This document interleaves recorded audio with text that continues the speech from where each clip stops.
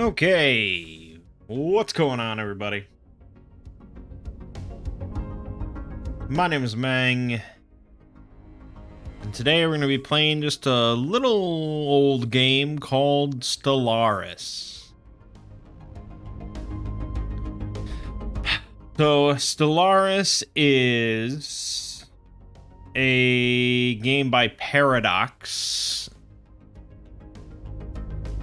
Paradox Development Studio, published by Paradox Interactive. It's all just Paradox. Paradox, of course, is known for a whole slew of similar games, mostly historical stuff.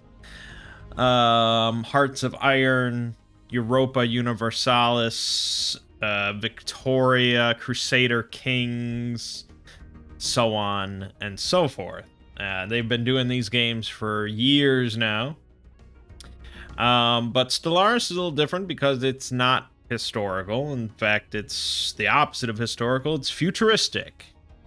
It is pure sci-fi, which is perhaps what draws it to me more than, I don't know, Hearts of Iron 4.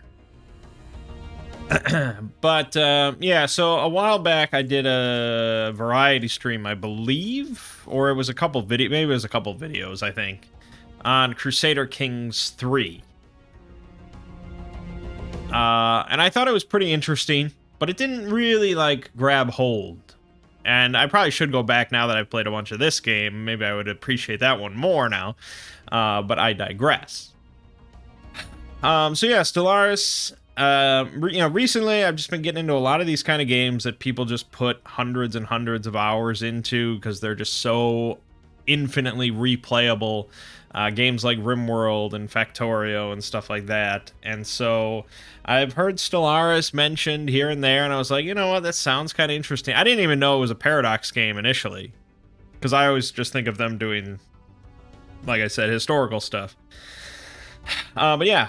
And so the Steam Autumn sale came around, and Stellaris was pretty heavily discounted. Base game is $10 currently. Probably by the time I upload this, it will no longer be the sale. But yeah, right now, $10. And there's a lot of DLC for Stellaris, of course. They like to do that. So I looked up, okay, what's the must-have DLC? If I'm going to get, a couple just right now because it's on sale, what should I get? And the one that everyone mentions is actually the first DLC they did, called Utopia. So I decided to get their starter pack, which comes with 5 DLCs of various size and quality.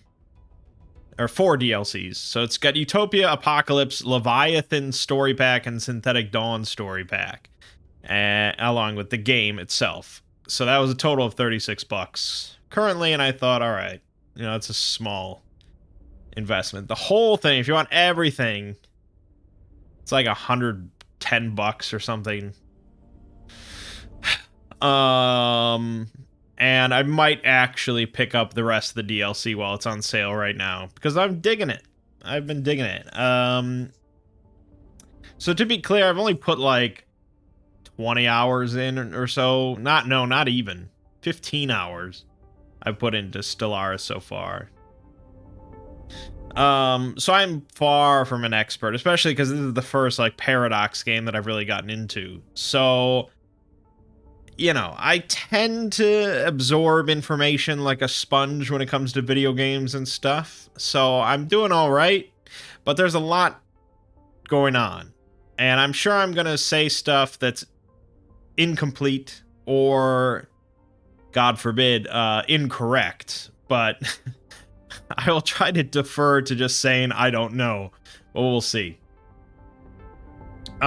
So yeah, we're going to get into it. Don't worry. Stellaris, it's a 4X grand strategy game. So the 4Xs are, of course, explore, exterminate, exploit, and expand. Probably not in that order. Being the sort of 4 main things that you do. And then grand strategy is...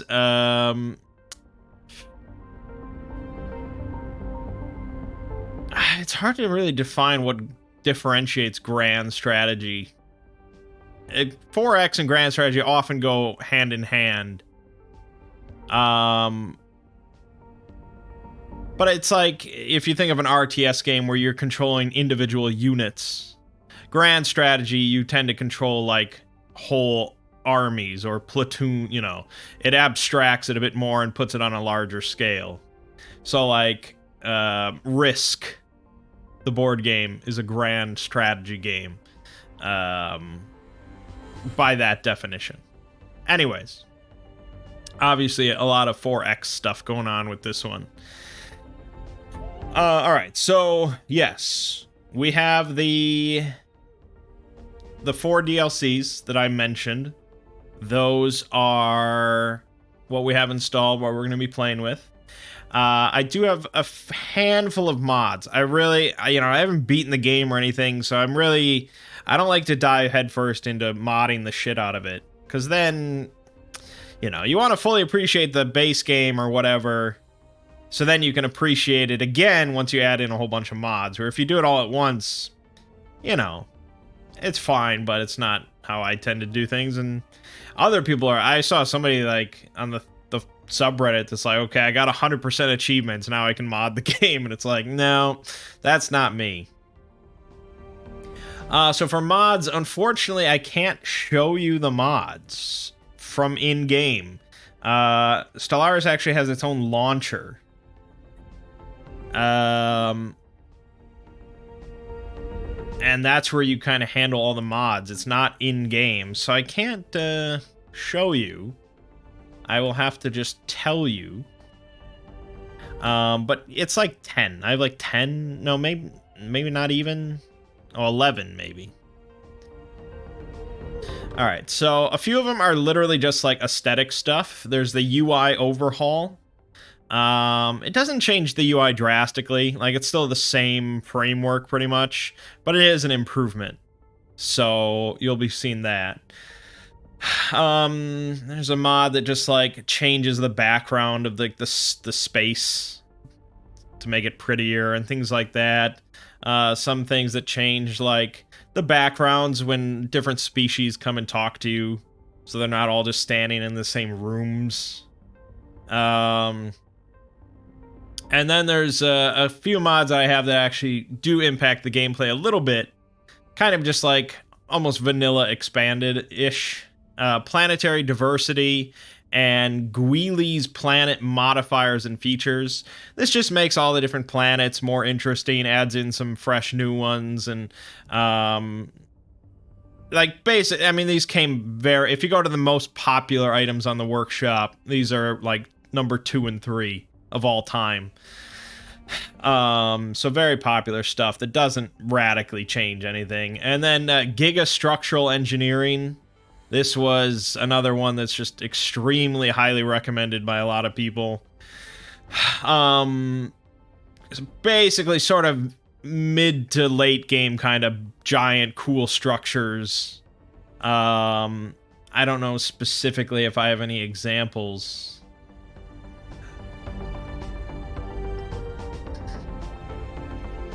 Weaponized planets, micro wormhole generators, stellar lasers, system spanning computers.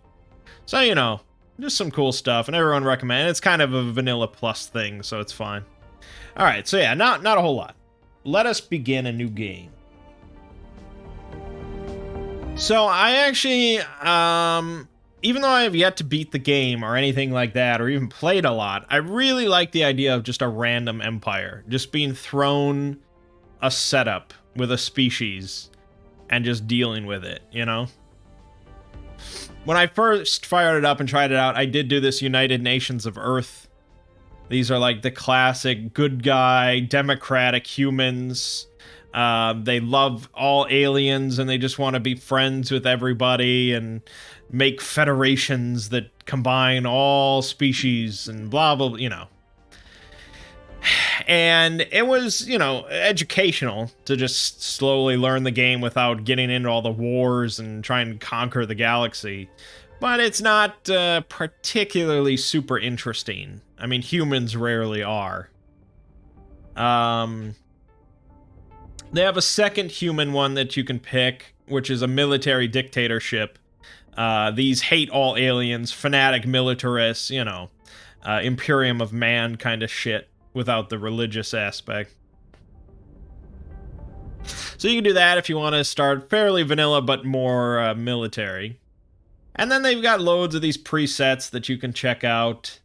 You know, fanatic materialist reptilians and dictatorial authoritarians and you know, religious fanatic spiritualists and all sorts of just weird alien stuff to just give you a flavoring.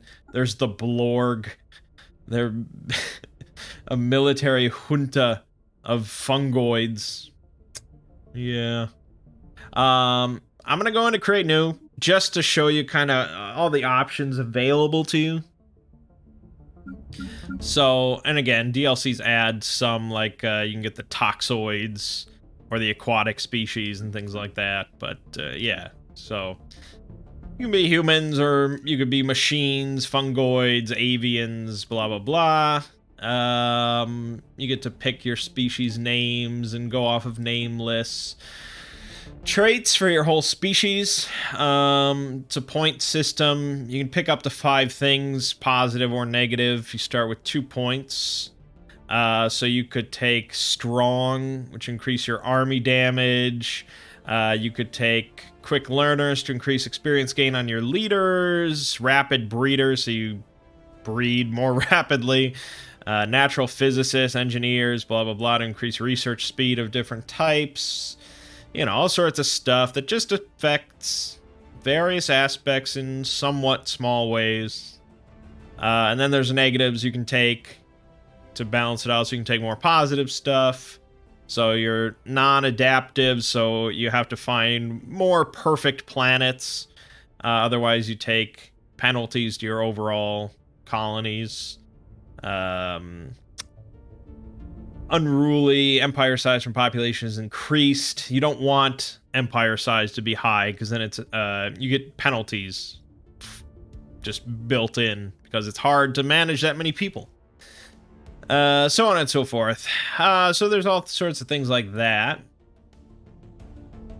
Then you get to pick your sort of ideal planet that your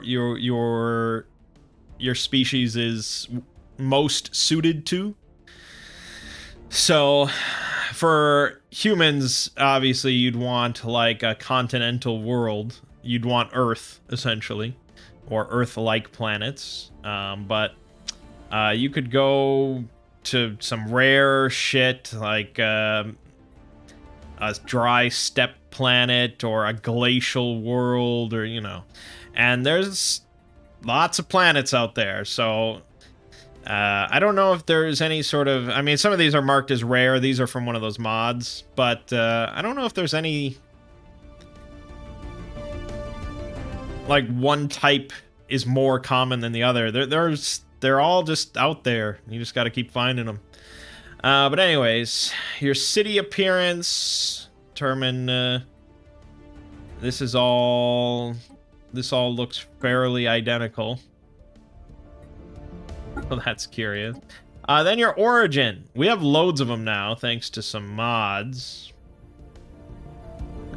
So the default, most common one is prosperous unification. It's basically where your species has sorted its shit out and is ready to go out into space. But it's also the most boring start. So there's loads of them here. A flat world, if you want to be flat earthers. Lifting off from a gas giant. Orbital arcology. A death world. Infecting planetary hive. And there's loads more that we don't have the DLC for and stuff. And not all these are available to every species and all that. Some have some requirements that you have to meet in order to pick. But yeah, I mean, we might get one of these. You never know. I do have a mod that makes prosperous unification less likely if you pick random start. which appealed to me because, like I said, I want something interesting, so I don't really want prosperous unification. Government and ethics. If you're a democratic government or a dictatorial one or a hive mind, you know, those are options for succession and things like that. And then your ethics. So these are sort of like yin and yang kind of stuff. Militarist obviously can't also be pacifists. Spiritualists can't also be materialists. Xenophiles can't be xenophobes, and authoritarians can't be egalitarians. But you can combine and be pacifist materialists if you want. And then there's also the more extreme ones. So fanatic militarist, fanatic spiritualist, fanatic authoritarian. That just kind of increases the effects a little bit.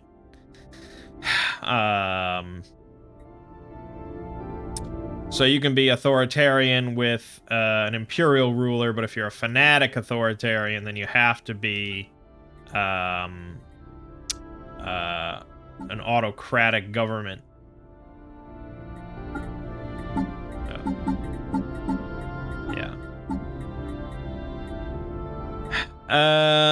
Yeah.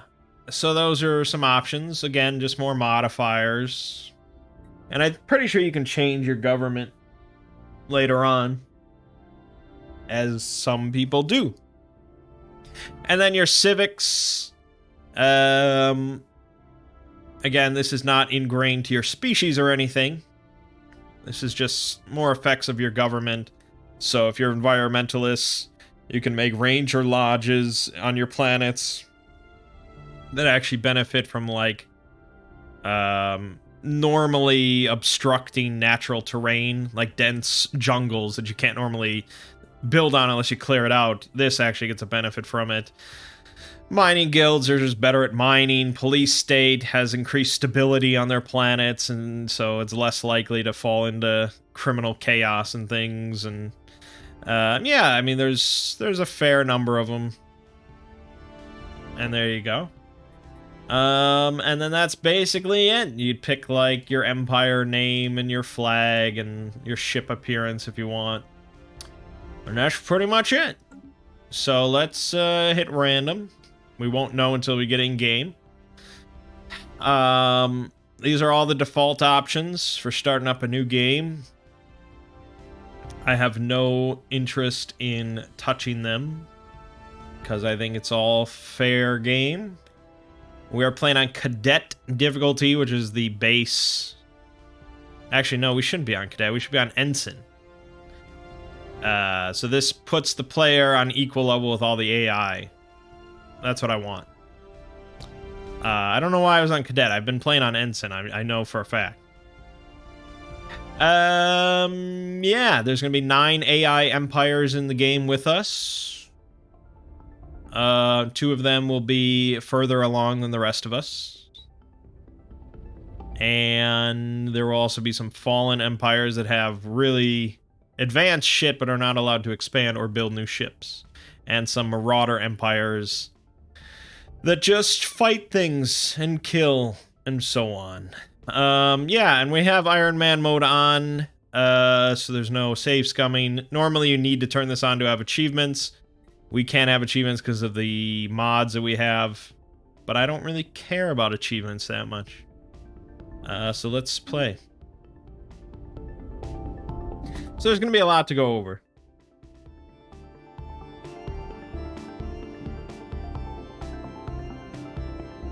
All right. This is us. This is our species here.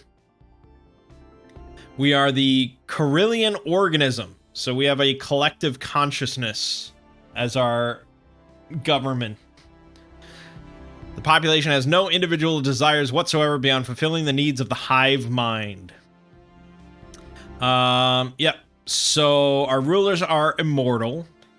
Our native populations are not affected by happiness and will not join factions.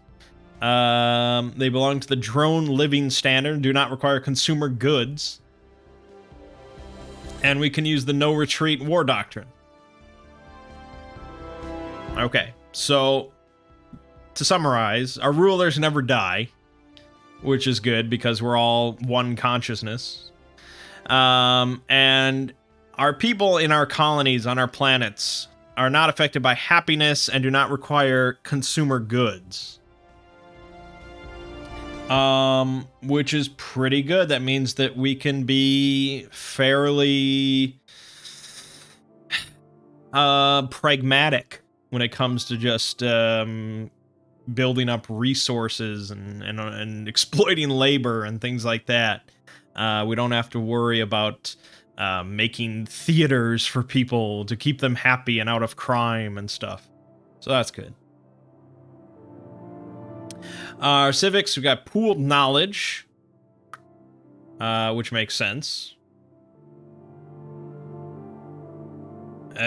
So our leader level cap's higher, they gain experience faster, we get +1 encryption, and we are ascetic. So we care little for material comforts, which means we have increased habitability, which allows us to do better on less than perfect planets.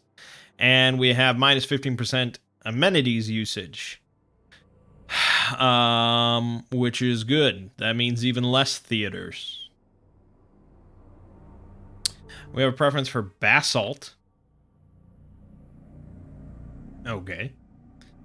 Planets. Hive-minded, not affected by happiness, and docile.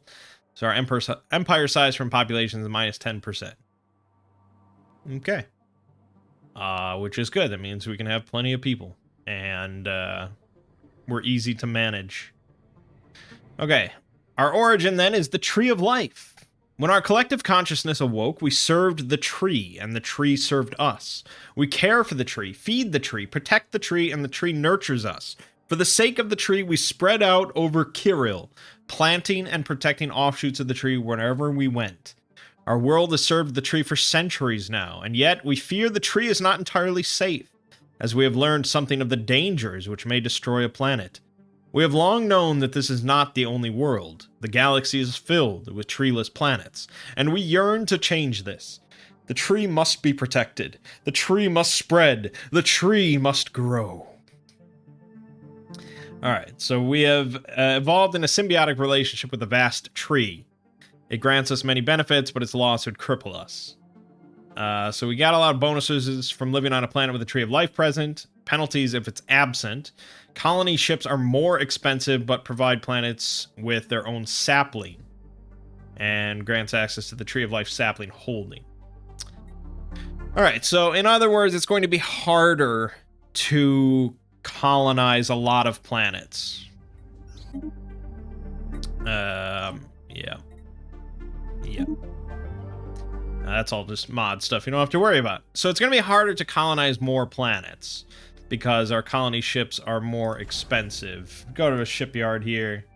Our colony ships take 1,000 food and 50 alloys. Normally it's like 200 food, 200 consumer goods, and maybe 200 alloys. But yeah, it's obviously a lot. It's a lot of food to colonize, and I don't know if the population growth or something is going to be slowed down due to the tree needing to grow. We will see.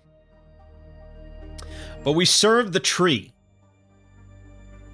Aside from that, we didn't really have any restrictions or inclinations on our government towards or against military or anything like that. Our only purpose is to spread, really. So, that's pretty good, because then we can be a little freeform with how we deal with other aliens. We can pick and choose who we want to start fights with and things or make friends with. Okay, so this is the main screen for a single solar system. So this is our starting solar system. It's got a class F star and quite a few number of planets here. I don't know if there's a way to enumerate them quickly, but yeah, there's a handful of planets. Along with our home planet of Kiril right here. Look at it. Look at the clouds move. So its population is 33 pops. That's what they call it. A pop is an abstract. It doesn't represent a single number. It depends. It's just, it's an abstraction that can be easily quantified regardless of the planet.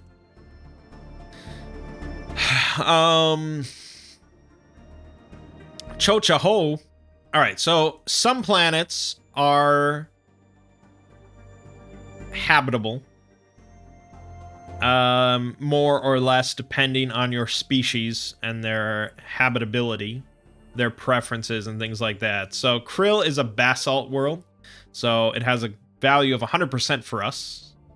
If we find another basalt world, that would be perfect for us, because the less habitability value for your species, you start to take penalties to, like, how productive your people are on it, how much, like, upkeep it takes.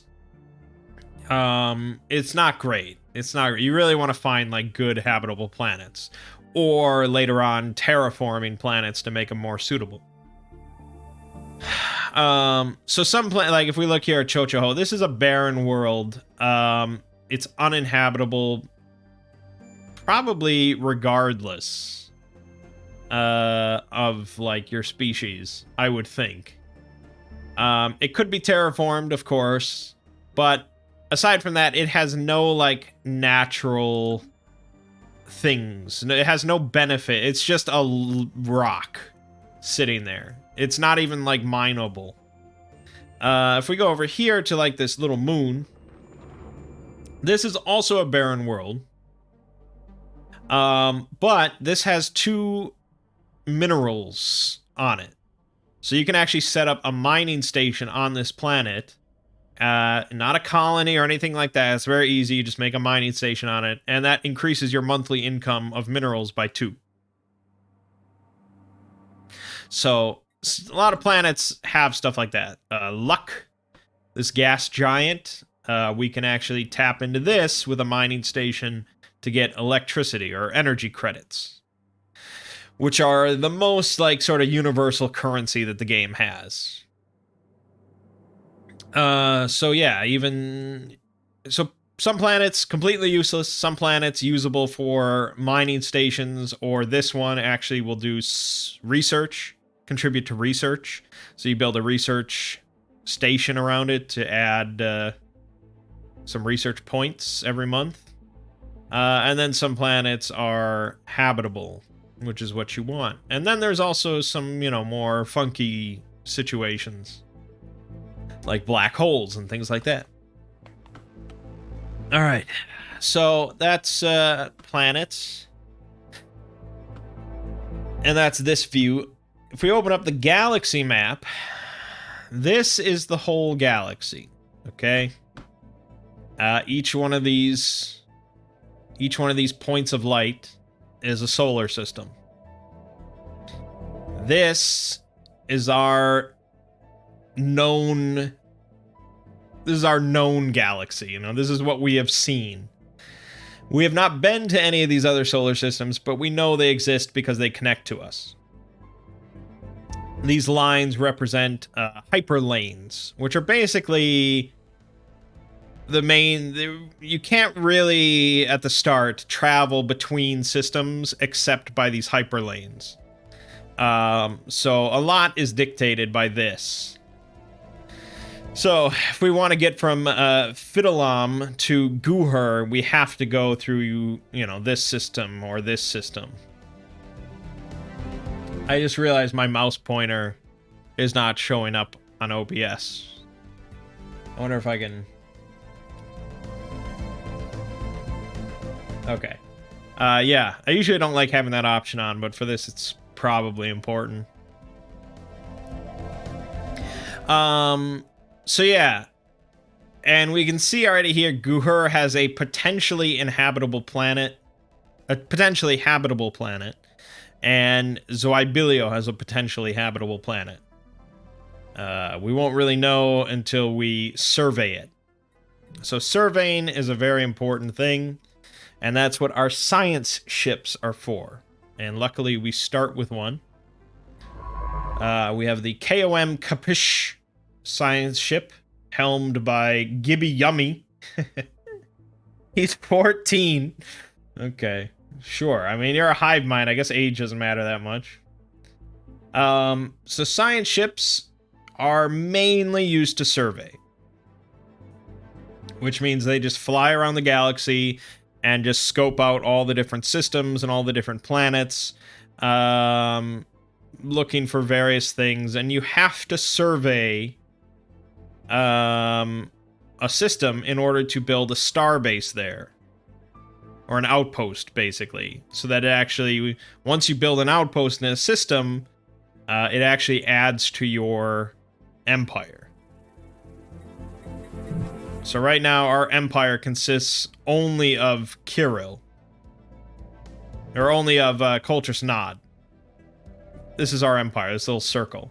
Once we build an outpost in Guher, our empire will consist of Coltrus Nod and Guher, and it'll expand.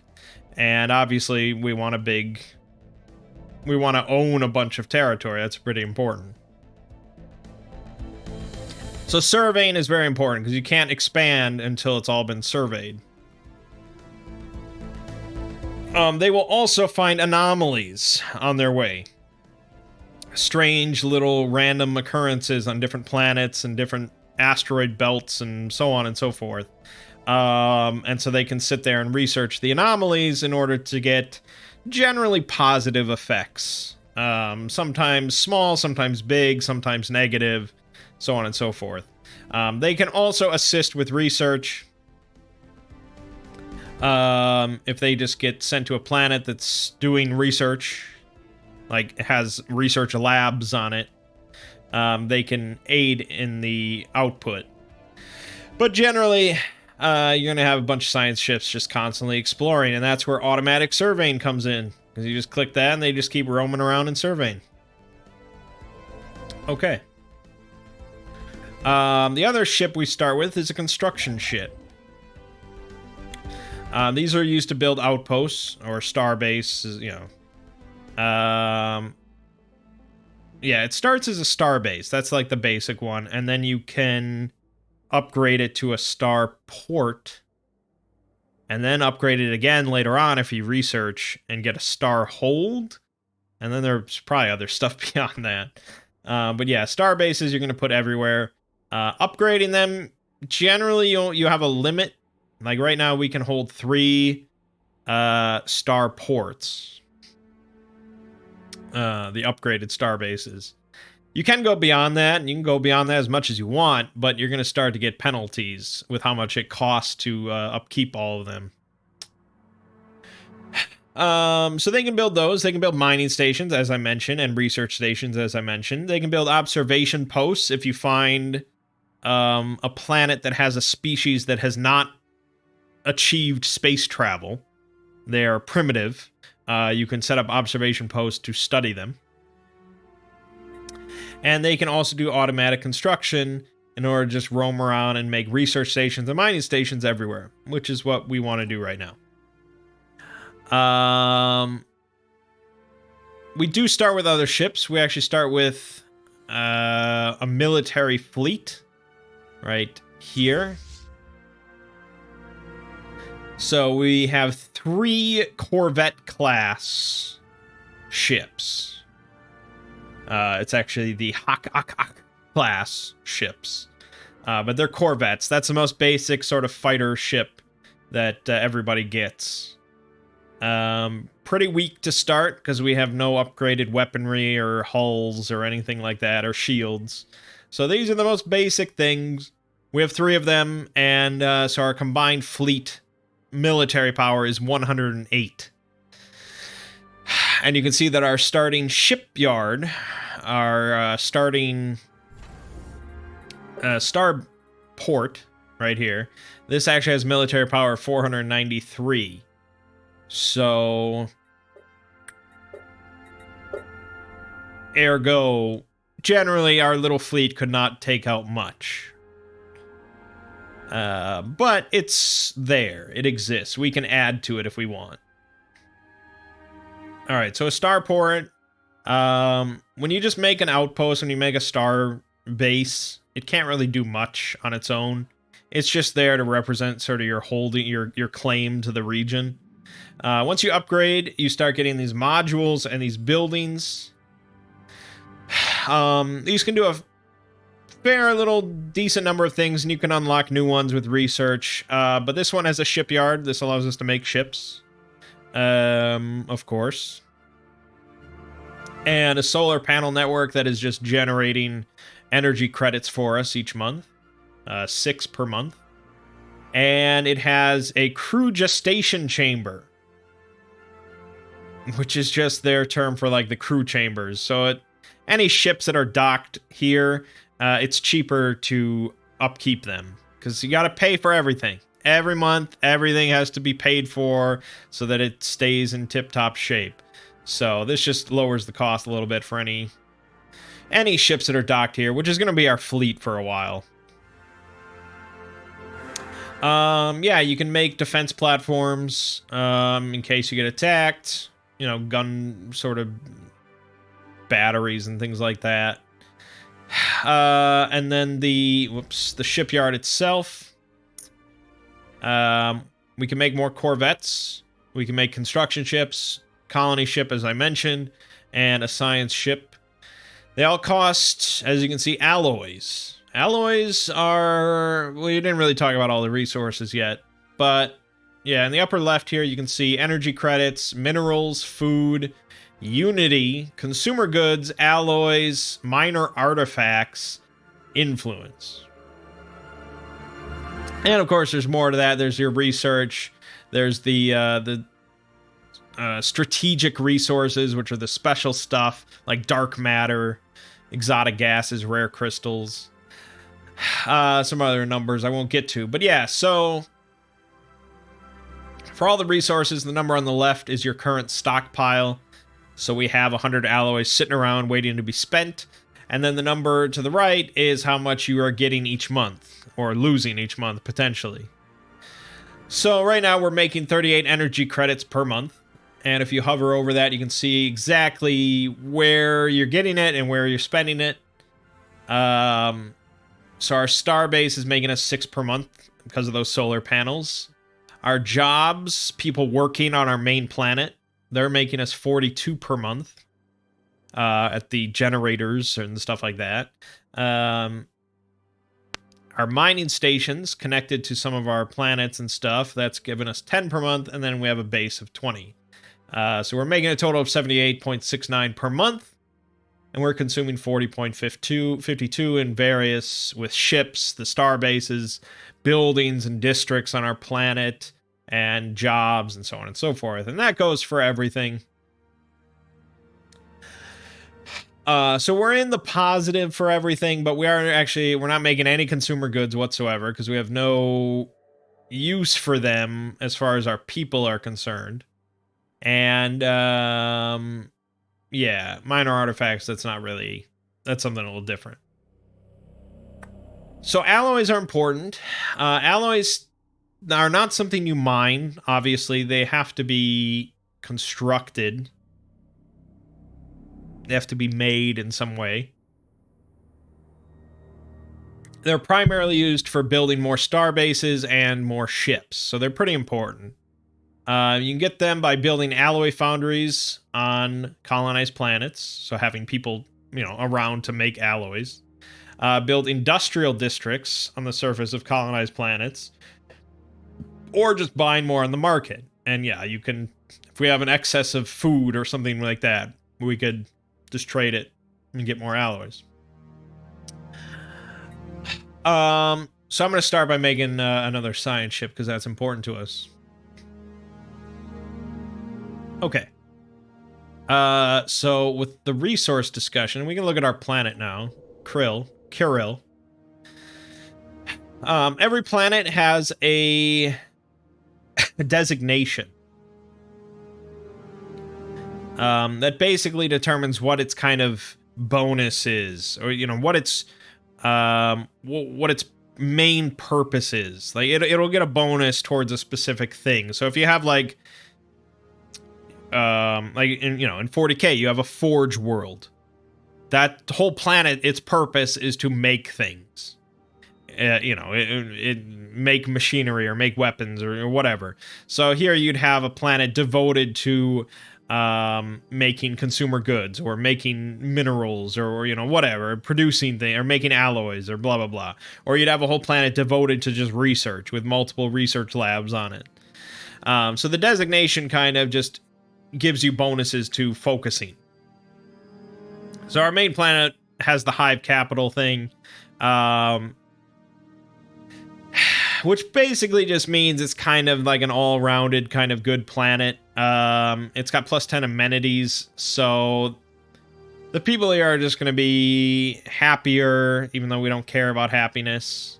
And it doesn't do any one thing like better than the rest. It's just the seat of your species and your government. All right, districts.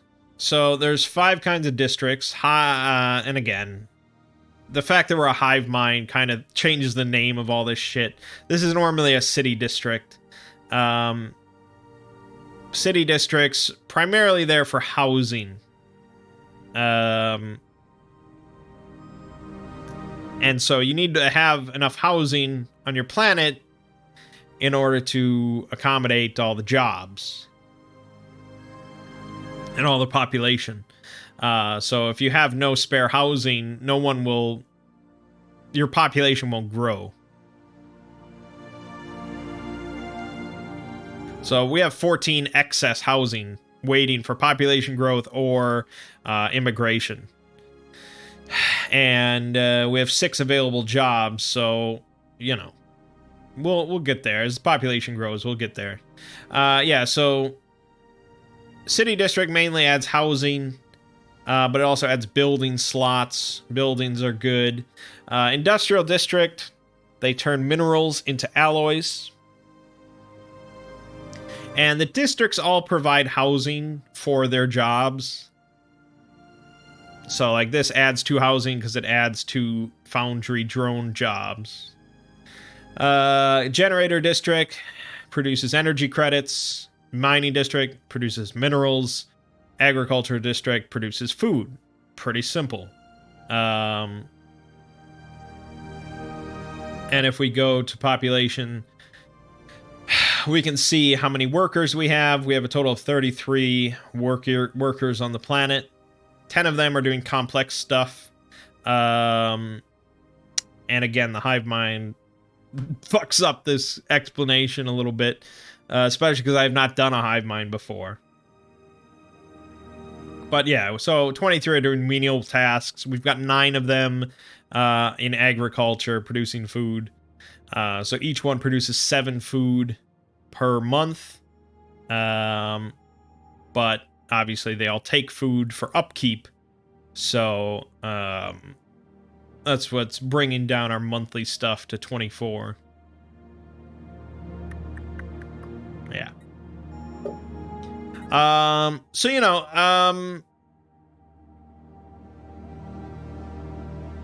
starter planet obviously is all set. It's all pretty good. You'll see once we get to a new colony that things are not this rosy to start, because on this planet we have no deficit of any kind. It's all just positive. We're all just cranking things out, and there's room to grow, of course, but there's nothing that's like, oh shit, we need more of this right now. But you don't really want to think about, apparently, I mean, again, I'm just going off of what others said, you don't really want to make every planet you colonize self-sufficient. That's not the idea of an empire. That's why you'll have a planet that's just, this is my energy planet. It's good at producing energy, so I'm going to just focus everything on energy. And it's obviously got deficits in the other areas. I'm not making any food here to feed all the people making energy. That comes from somewhere else. That comes from my food planet. Or so on and so forth. That's how I've come to understand it, I guess. Because, like, moving things around, that's all behind the scenes. You don't have to actually ship food from one planet to another. That's all done automatically. But yeah, your home planet, it's kind of there right now just to facilitate your starter growth and to spread to more planets. Buildings. These are a bit more specialized. These do not provide like free housing for the jobs that they create. But like here, research labs. So here, the workers at the research labs turn minerals into research points.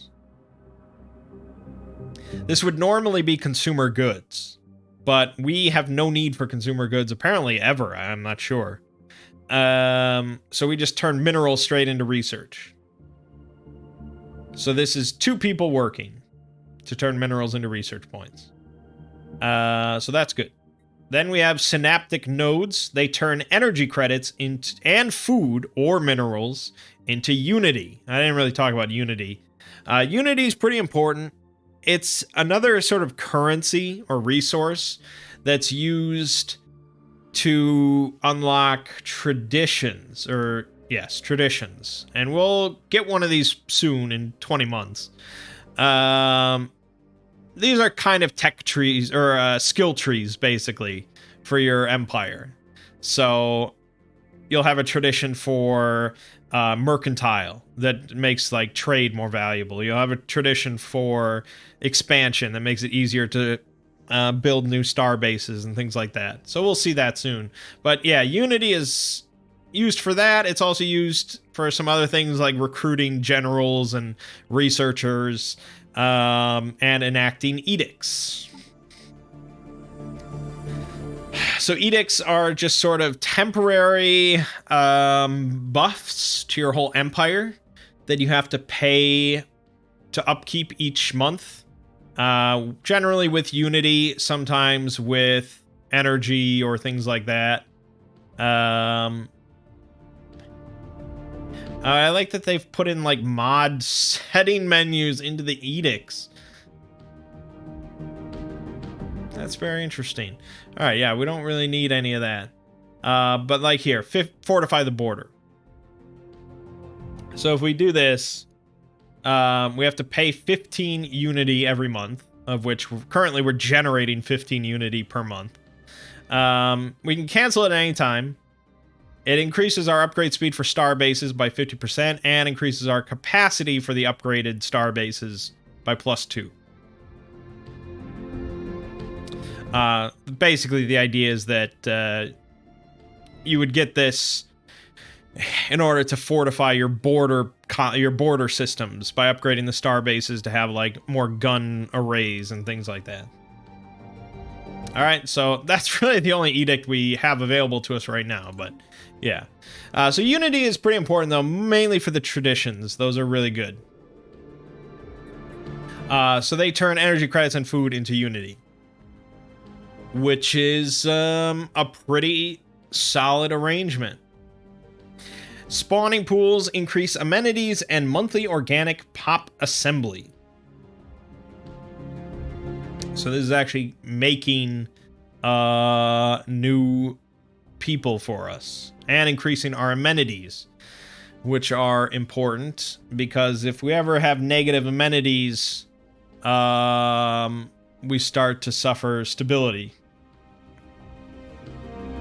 Now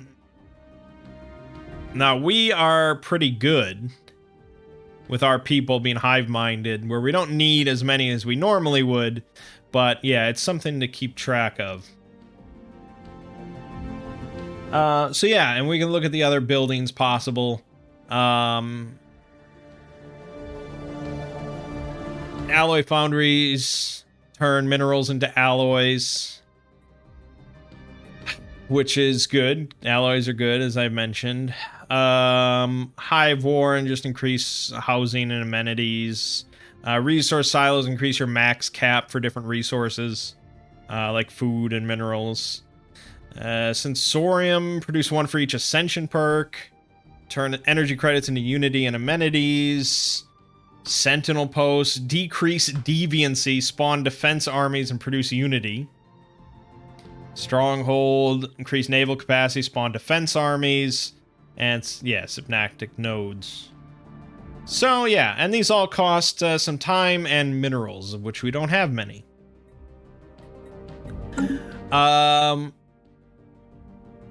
Right, so that's all that going on. You have a certain number of district spaces, depending on the size of the planet and stuff.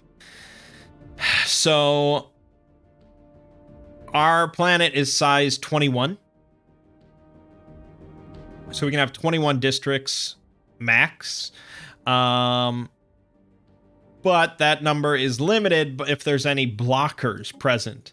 So on our planet, we actually have some industrial wastelands and collapsed burrows. So these are all decreasing our max number of districts available.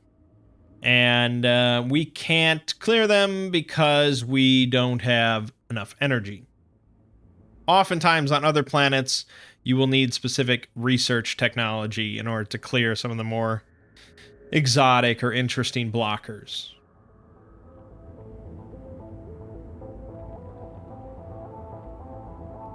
And this would actually give us the frozen gas lake, increase our max generator district by +2. This would give ore-rich caverns max mining districts +2. Right. So you can set planet automation that'll just automate it based on these settings, you know. So if you want to prioritize having a lot of population assembly, you know, you can check off everything but that, and building slots, clearing blockers, you know, so on and so forth. Usually, like, you want it to follow the designation that you've set. So if you have a rural planet, you want it to follow that and make a lot of agricultural stuff. But anyways, so right now we can't really afford anything. All this is just a lot of minerals, so we're not doing anything with the planet yet, but I've gone over it. Research, I guess. So there's 3 branches of research: physics, society, and engineering. So each one has its own researcher and its own tech tree. So if you ever watched a bunch of my RimWorld stuff, I played with a mod called Semi-Random Research that was basically taken directly from Stellaris. Every time you finish research in Stellaris, you get an option of 3 research choices taken from the pool of things available to you. And so, you know, as you open things up, you have more options available in the pool that you might end up seeing or not. So, you know, you can't just go through and pick, okay, I want this, I want this, I want this, I want this. You're dealing with the randomness. You can go down certain things and get certain traditions and blah, blah, blah that increase the number of options available each time. But yeah, by default, you get these 3. So for physics, we've got blue lasers, which are better than red lasers, as everyone knows. Quantum theory basically just increases the physics research from our research labs. And improved deflectors. So better shields for our ships. We don't have a lot of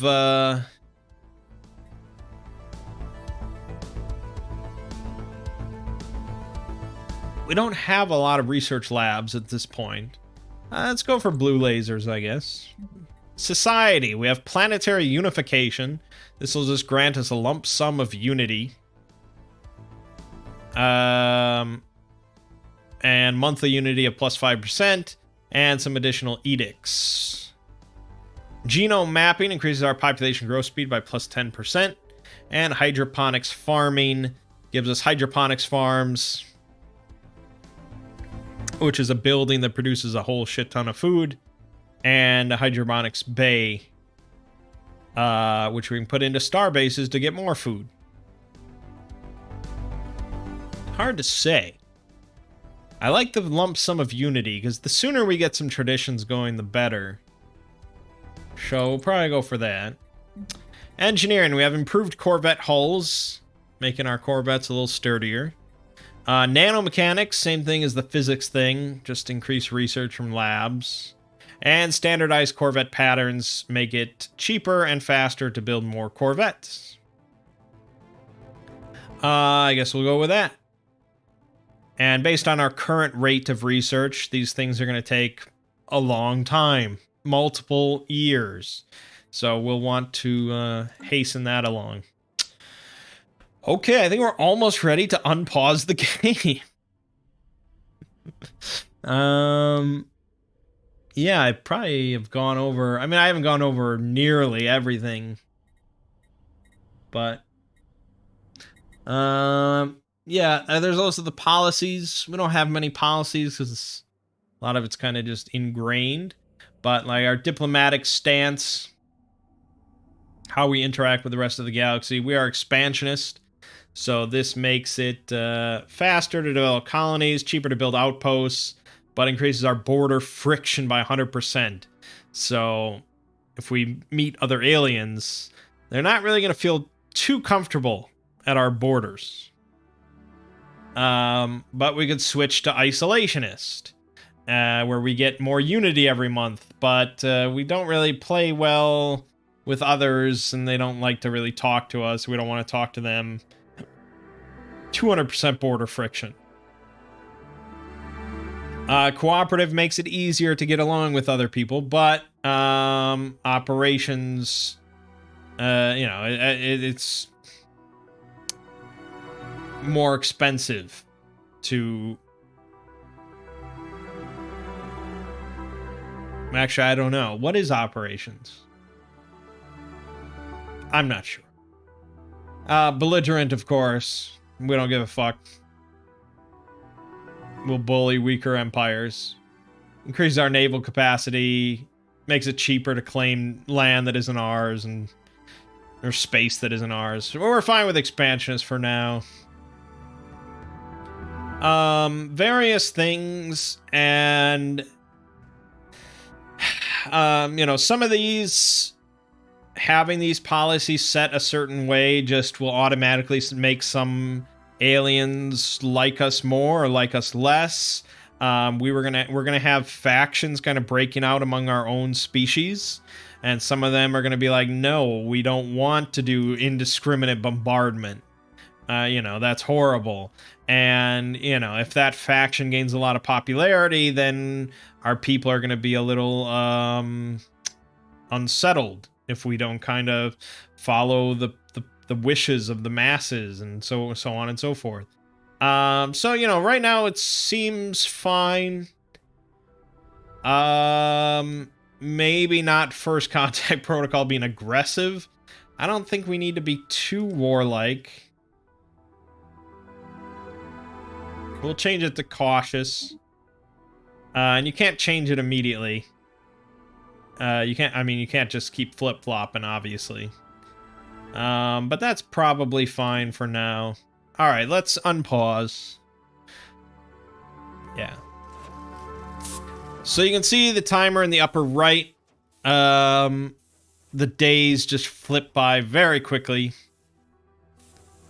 Normal speed, and we can increase the speed a couple times to really crank it up.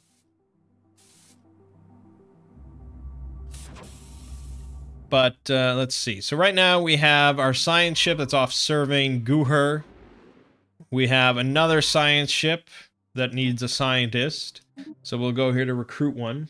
We can't afford to recruit one yet. But yeah, if you want to survey and stuff, they gotta have a scientist. They're all 19 years old. This one researches biology stuff faster. This one increases particle stuff faster. This one increases researches anomalies faster. So for a survey ship, that's the one we want. But we need 100 unity, and we only have 60 currently, so we gotta wait a few months. All right. We have made a startling find on Guher III. That's not how they say it. Guher 3, right? The planet is teeming with alien life. For the first time in history, we encountered life forms that did not originate on Kirill. Alright, so we may not be alone out here. We gained some society research. So yeah, we are very fresh to outer space. We didn't even know there were other species.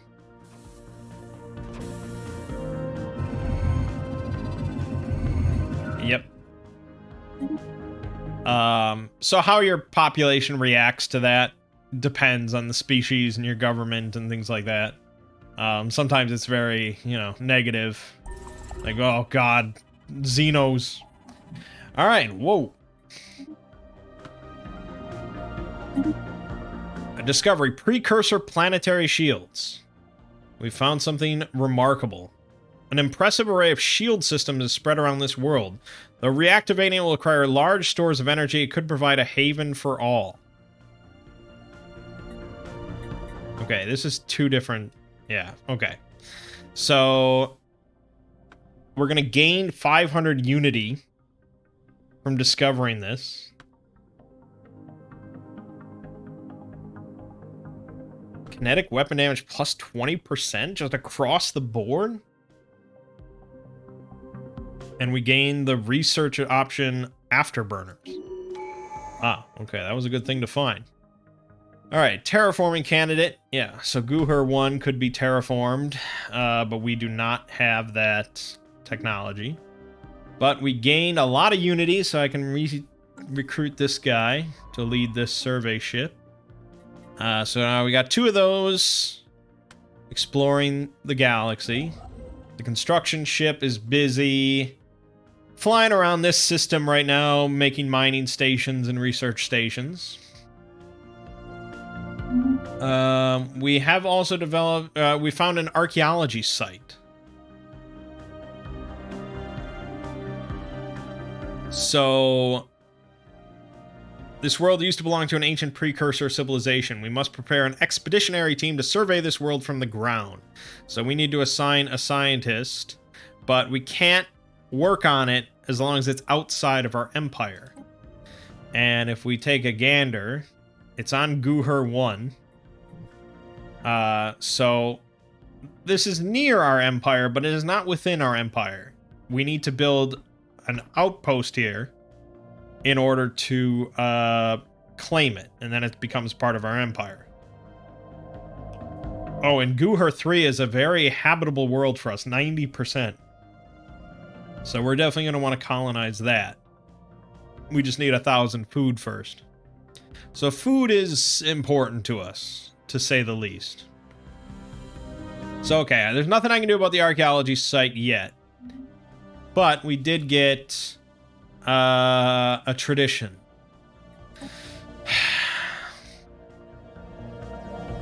Okay. A few of these are new to me. Alright, so yeah, as I mentioned, these are kind of like your skill tree for your empire. So if we pick, say, expansion, it's a very common starter one, I think. The influence cost to build new star bases is reduced by 10%. I didn't really talk about influence. It's a very static thing that you can't really, like, just pump out influence. It's just a steady growth kind of thing. So we get 4 per month, which is pretty good. Your base is normally 3, but due to one of our ethics, we get more. And depending on how many, like... I found the thing that really drained the fuck out of it every month was, like, having non-aggression treaties and stuff like that. Yeah, anything that just sort of makes you less likely to expand in the galaxy's eyes. That lowers your influence. And you need to spend influence to make outposts, to expand your empire, making claims on other things, and yeah, maintaining diplomatic treaties and stuff. So right now, of course, we have no diplomatic treaties. We don't even know other aliens exist. So we're making a steady amount, and you have to... The main thing you're going to be spending on for a while is outposts to expand your empire. So lowering the cost of making new star bases for influence, that really, it just makes it easier and quicker to expand. One mind, new colonies start with 1 additional population. Yeah, I mean, that's fairly good. Discovery. This makes survey speed increase by 35%. That's pretty damn good. Just makes it a lot faster to map out the galaxy. Adaptability. Monthly food output is increased by 10%. That would actually be pretty useful for us. Habitability increased by 10%. Bulwark. Asteroid artillery upgrade points +4. This one's new to this. I don't know. A mod added this, I think. Planetary defense nexus. Macro engineering. Starbase upkeep -20%. Okay. Huh. Okay. Prosperity. Reduces building upkeep, district upkeep costs. Prefab. Reduce build costs and increase build speed of buildings and districts. Generally, you're going to take discovery and expansion as your first couple traditions. But, you know, depending on your start, there could be some weird situations. Synchronicity. This can increase leader lifespan, reduce leader upkeep. Synapse drones produce 2 amenities. You know, leader lifespan is useless to us. Unyielding makes it's more defensive stuff. So yeah, of course we're going to take expansion. Starbase influence cost reduced. Well, we can't get that yet. First we have to adopt the expansion thing, which will immediately give us colony development speed +25%. Good stuff. Okay. Moving on.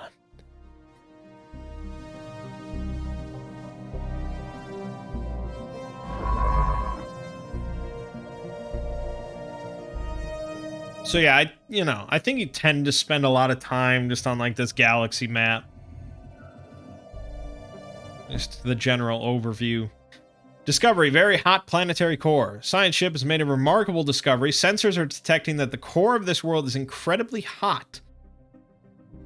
The surface temperatures are higher than what one would expect from such a world as a result of this. Further study would be required to better understand the geological interactions of planetary tectonics within its core. Alright, so we have a couple options here. We can just say it's interesting and move on. This will give us 289 society research. And that just hastens our society research project. And it would also increase terraforming speed on this planet or globally, universally. I'm not sure. I think usually it says if it's on the planet specifically. So that might just be a universal plus 10% terraforming speed. It's not horrible. Or we can do a more thorough investigation, which will cost us 20 influence. We'll lead a scientific expedition. So it'll be a special project. We'll still get the terraforming speed. But, you know, we'd have to look further into it and spend time and probably more resources. But I like doing the special projects because they're always, like, fun sci-fi stuff. So, yes. Oh, I don't like that voice. Hold on. Advisor. I like the... may be an artificial intelligence, but I share your enthusiasm for seeking out fellow organic intelligences among the stars. Pacifist module failing. Your breathing is so loud. It's driving me insane. All right, we'll go with that one. Right, so we have to actually send the science ship here to specifically focus on this research project. Construction complete. A ruined Yggdrasil orchid complex. It used to house vast laboratories and weather manipulators, which sustained a large sheet of organic material in the gas giant's upper atmosphere, which could feed entire planets. Sadly, it has gone into a dire state of disrepair, and the sheet of organic material is long gone, destroyed by the gas giant's merciless winds as soon as the weather manipulators went offline. Okay. So they're informing me that they found that. While a destroyed attack moon floats near a seemingly shattered planet. They've detected signs of a pre-sapient species thriving on the system's third world of Stellaris. Seems this system had a tumultuous past, which we may unfortunately never be able to figure out. Okay, so basically we had 578 society research. I'm okay with that.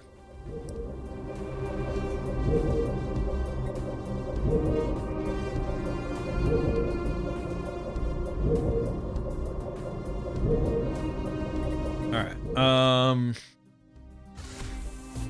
so our construction ship, still busy building research stations and things like that. I mean, yeah, we're gonna want all the mining. You want all the mining. It's all good. It's all good stuff.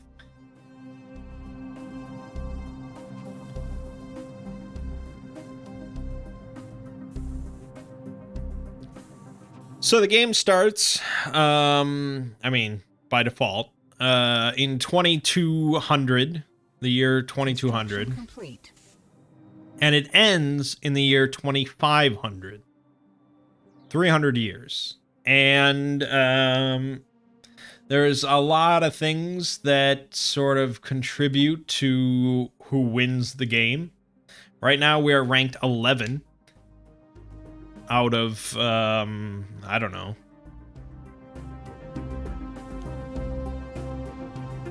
Special 11? project complete. All right. We've made several additional discoveries studying this unique planet. This newfound knowledge greatly expands our understanding of the universe.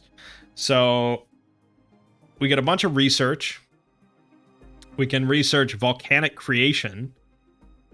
And we get 250 minerals and 50 unity. All in all, not too bad. Alright, we got another tradition, so now we can take the starbase influence cost. Good. And then, probably after it's done with this mining station, I'm going to have him build an outpost in Guher.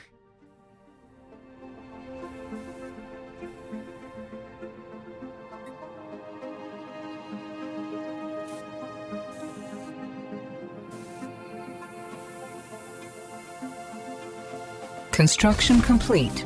Alright, so I'm gonna send him over here. Guher. We still have not fully surveyed it. Okay, we'll just move over there. He's... Oh, shit. He'll be done soon. Don't worry.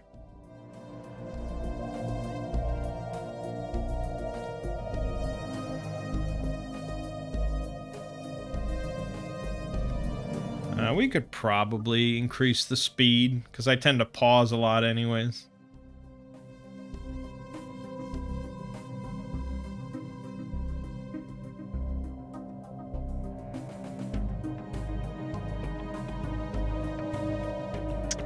Okay, taking him a while to survey.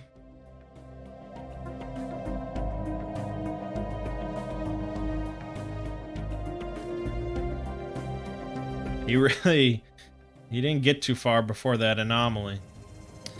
Alright, a large, mostly sealed cavern system has been found on Guher 4. A small drone of ours had penetrated the surface of this world to do a mineral and soil study and stumbled upon this cave system by accident. To all our surprise, it is filled with life. A sprawling, self-sustaining ecosystem has managed to survive here. This world must have supported a much wider variety of life at some point in its life cycle.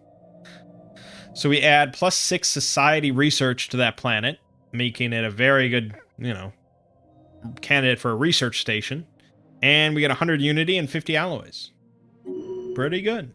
This is why you want to survey quickly and immediately.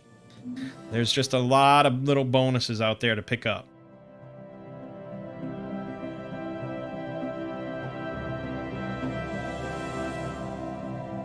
We're nearing 1,000 food. We could probably sell some energy just to get it going, but it's not a huge rush. Or is it?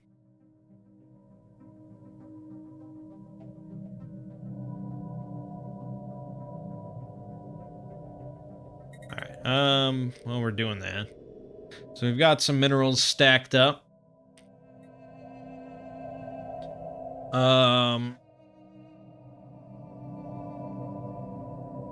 So we have 5 jobs available. So we're not even working all of our people.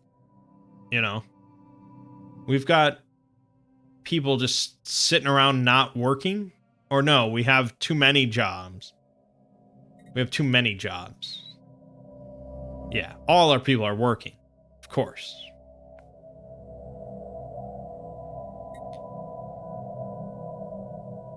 So our base growth is 3. Increased by hive mind and some from planetary features. So we want more people here, and we don't have any migration or anything like that, because where would they come from? So we just need more people. Making new buildings here or new districts wouldn't really do much unless we build another, actually, can we even have another spawning pool? No, we can only have one spawning pool. So I don't think we can increase our population growth by making anything here. So we could build new districts and build buildings here, but it would be kind of a waste. I'd rather hold on to the minerals for the new colony. Although that sort of has the same problem. It's all tied to population growth. Okay. Guher is still not fully surveyed. Must be just... Yeah, there's just a lot of shit. Now he found an anomaly.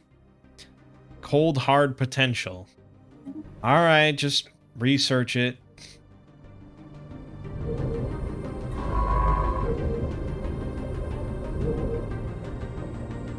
I mean, there's not like this huge sense of urgency when it comes to time. I mean, maybe there is, but in my limited experience on this difficulty and stuff, like, there's not crazy big empires swooping in that just massacre you. But I guess it could happen. Let's take the new colony, start with 1 additional pop, because that will be relevant soon.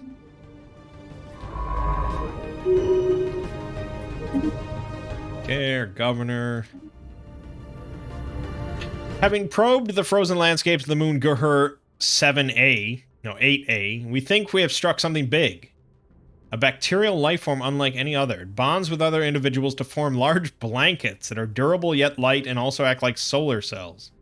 They absorb solar energy with a surprisingly low efficiency loss percentage, most likely a result of evolution favoring those who could gather more heat in the harsh climate.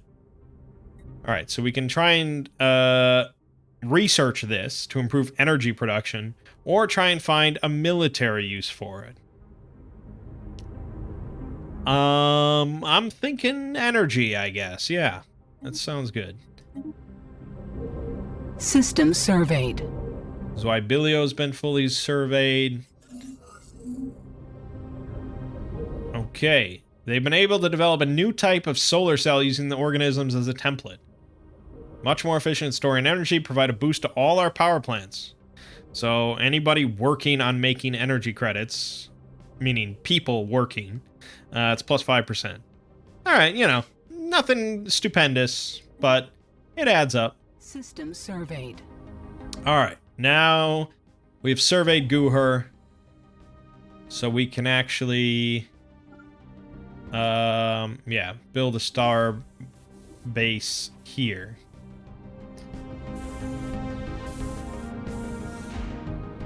And we spent our alloys. It's all good. We spent our influence.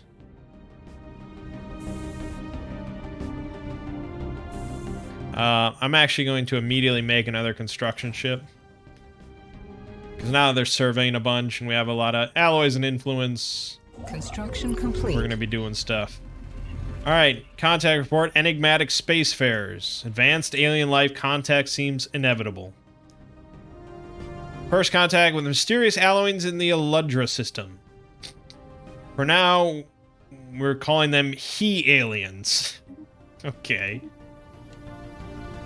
Alright, so when you make first contact with a new species, you can just ignore it if you want. But otherwise, you can assign an envoy to learn more about them and try and, like, actually make contact and communicate with them. Depending on how open they are, to, you know, depending on how alien their language is and how difficult it is and all these sort of things, like, it can be a while before you actually start talking to them. And there can be bad things that happen.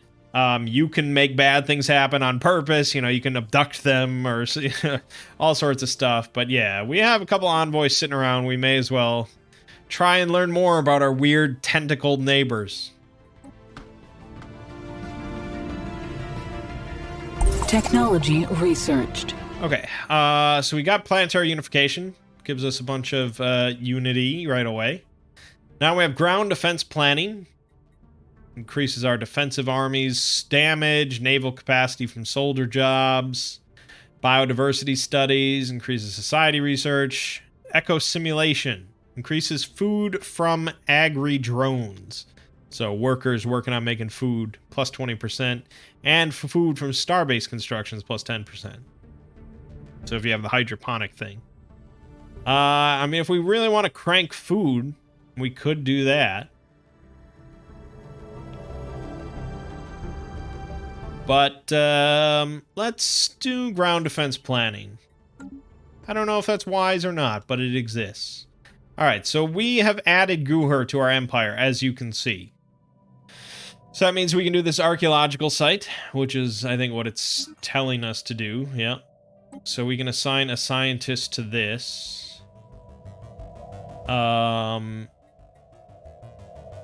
probably would prefer to add a new scientist.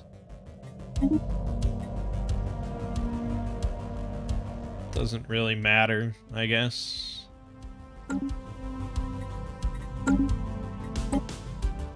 Or do they have to be in a ship? Do they really? I didn't... Oh yeah, I guess they do. Okay, I guess pick Gibby. We should probably make a new ship as well.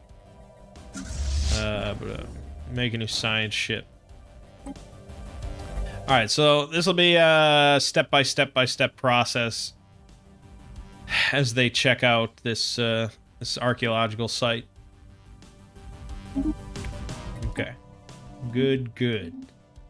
So yeah, we got Guher's good. So we're gonna have him do automatic construction to start making a bunch of research stations, mining stations. And then we got a fresh construction ship.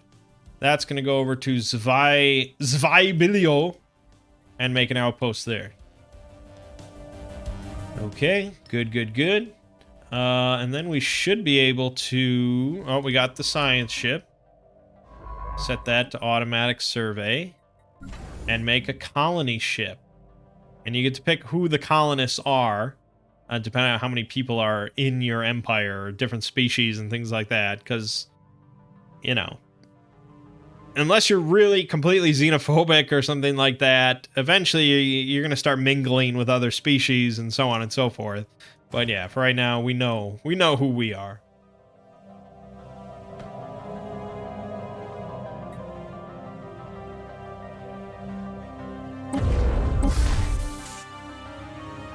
Alright, so this has the Orchid Complex, which is a mega structure.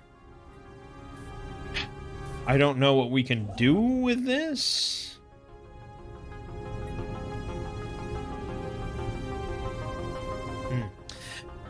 We've recovered artifacts from an ancient alien civilization on Fidalam Ib. It must have been active in this region of space approximately 12 million years ago. The Voltaum star assembly were worm-like annelids. Okay, interesting. Situation log updated. So, yeah, I think this one... Oh, whoops. This one crops up like,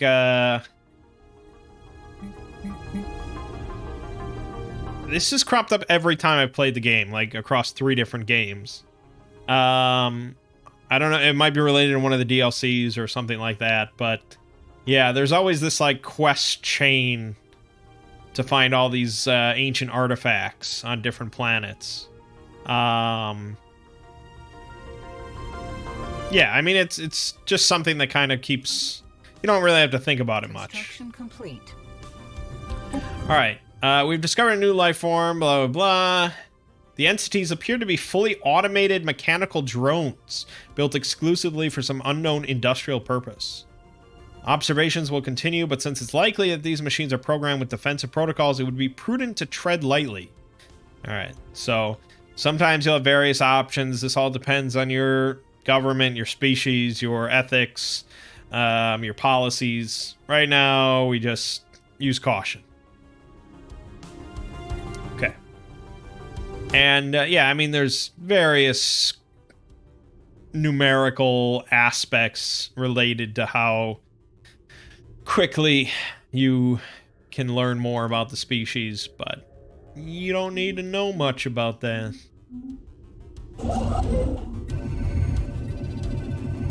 Deep within the atmosphere of the gas giant Fiddle 1 in the Fiddle system rage extremely long-lasting tornadoes. These massive vortexes move in the other direction the planet is spinning at roughly the same speed, making them look like they never move. On top of that, the science ship has so far never seen a vortex like this disappear. It seems like they last forever, too.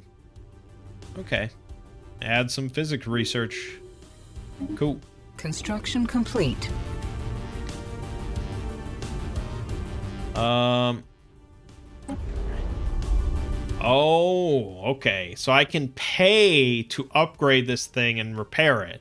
10,000 energy, 1,500 food, 3,200 unity, 5,000 alloys, 6,000 time. 5,000 alloys. That's actually a lot. As you can imagine, as I'm making 11 per month right now. We would definitely have to probably trade to get up to that number. You tend to spend alloys pretty regularly. Oh, there's also the wrecked attack moon. Oh.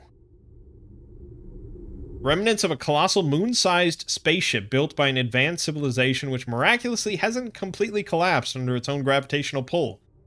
The moon's massive weapons array and gigantic thrusters have received immense damage during some violent conflict, but they could theoretically be brought back to working order, provided we have the technology. So we could scrap the whole thing for 15,000 alloys and 7,500 minerals, but we would need to have mega engineering researched, and we would need 10,000 energy. Still, though, I mean,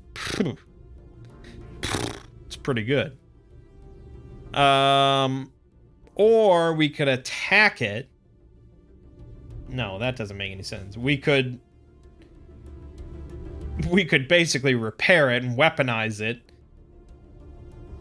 Hefty upkeep per month. We'd have to have celestial body weaponization and 3,200 unity, 11,000 alloy. Okay, it would be not cheap to repair, but that's interesting. The system has 2 of these cool things. But anyways. I'm almost certain these are added by... Both of these probably added by the Gigastructure mod. Megastructures are in the game. But prior to installing this mod, I've never seen one megastructure. So, you know. But anyways, we have Zwybilio all good. So, just build stuff. And we have no other surveyed systems right now.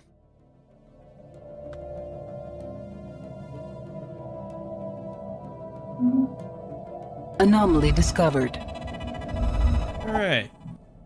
Another world with above average core temperature. The tectonic plates on this world seem very stable. This is probably thanks to a few very large volcanoes that regularly release pressure it builds up beneath the plates.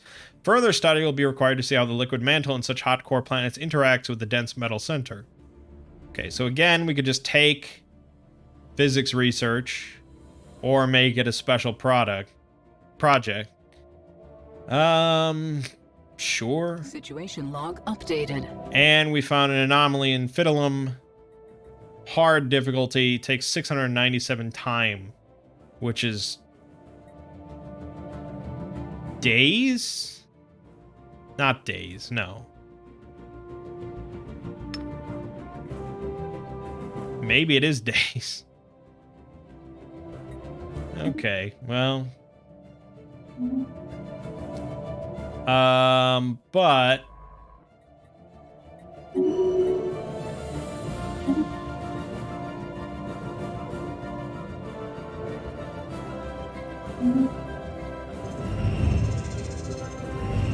when the science ship tried to do its standard tectonic scan on the planet Titwin 3A as part of its survey routine, it got no results.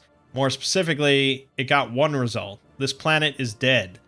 The core of this world is completely cooled and solidified into a single ball of dense iron and magnesium. It's theorized that even with the most advanced of technologies, it would be impossible to make this world livable by terraforming it. Okay, then it's researched. It will just be researched. Did we not? I thought we were definitely... Yeah, you're there. You haven't made it there yet? No, you're working on it. Okay, now he's working on it.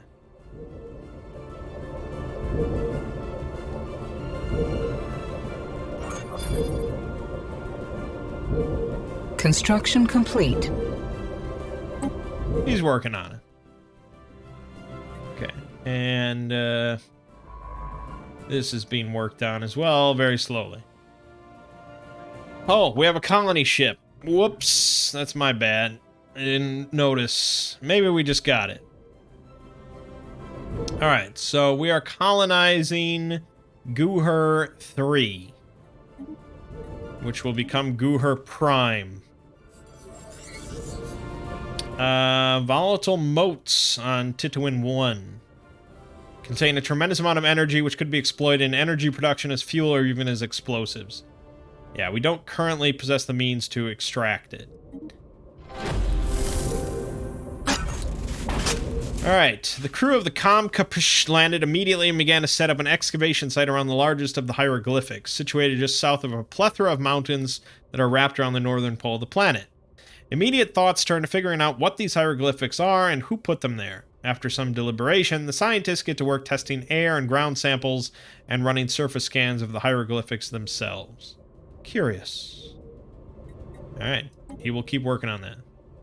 Oh, also... reports of the deep space drones previously encountered have been investigated closer. Drones appear to be the workers and custodians of an autonomous orbital mining operation, established millennia ago and then soon abandoned by all but the drones themselves, judging by the state of the processing equipment. They possess powerful mining lasers and make obviously threatening, if not outright hostile, overtures towards Krillian vessels when approached. They may only be old drones, but they should be kept under close watch by the Krillian organism. Okay, so we gained 25 influence. And, An alien empire is reaching out to us. Yes.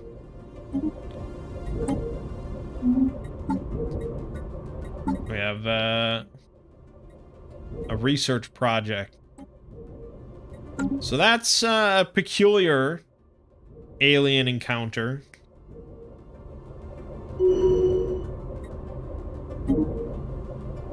System surveyed. Yeah.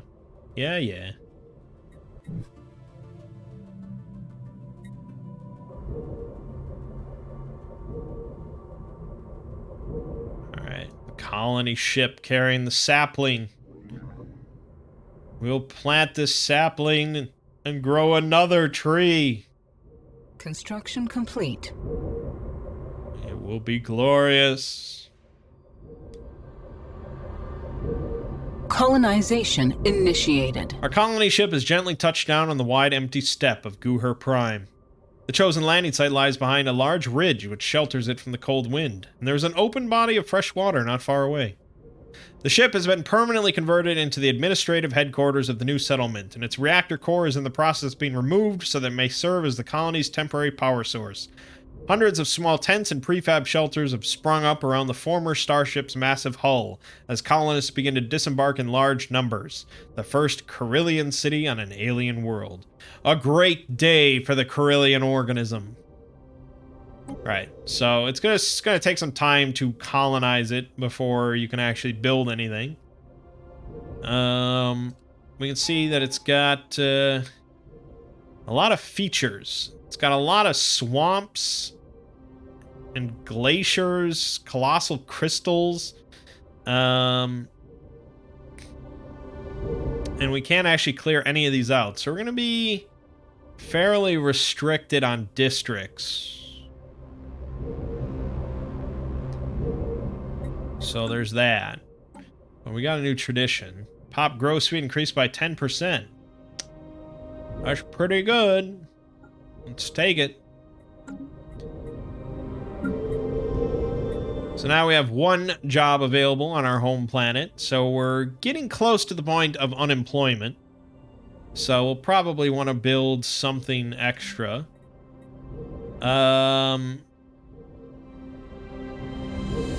Probably labs are good. The more research we get done, the better.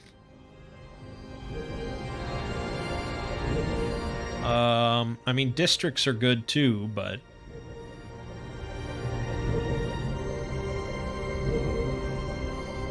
we got plenty of housing, so we want to fill in these building slots. Yes, this works for me. Okay. Let's build a few more Corvettes. And let's have someone make an outpost here. System surveyed. And good. Someone make an outpost here. Expand the Carillion Empire. Ooh, more aliens in the Radathi system. Lamed aliens. So we will want to assign an envoy to them.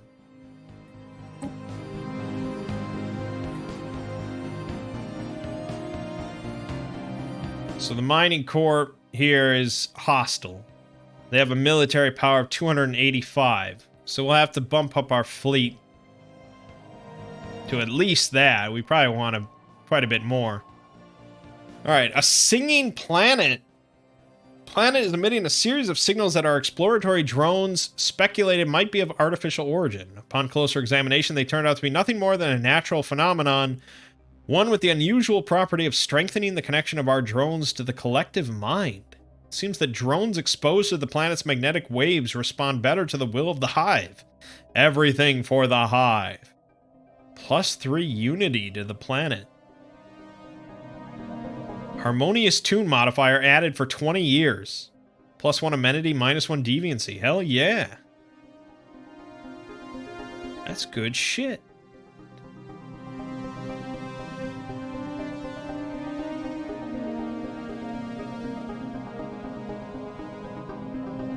Construction complete. Titawin is in our empire. Good, good, good. We have a lot of room to expand. Alright. We're up to 234 on the fleet.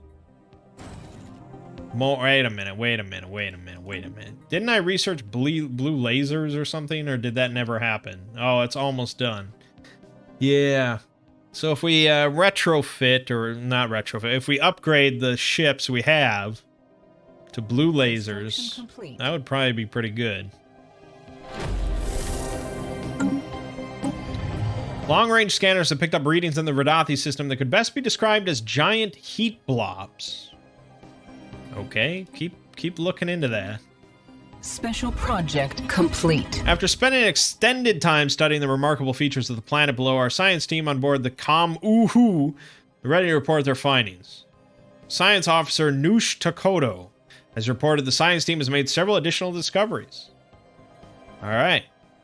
All the good stuff. Research option gained core fluid dynamics. Hell yeah.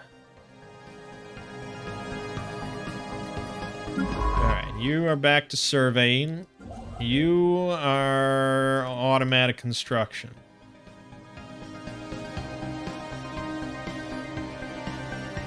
So a lot of, like, not so habitable planets around here. There might be one here, but we got to clear out this mining corp first. Technology. And we will. We got blue lasers now. Alright, so we've got global energy management, which could give us energy grids to really crank out energy credits. Automated exploration protocols increase survey speed by 25%. Very good. Fusion power gives us fusion reactors for our ships. And core fluid dynamics increase terraforming speed by 25%. This is a special one that we like unlocked. So this will remain until we actually do it. So it's always an option for us. But we're going to take the survey speed. So now we want to design, or we want to upgrade our ships.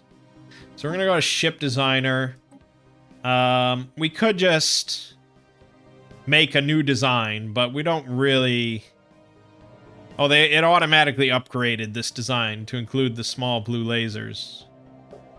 But we could actually include more small blue lasers.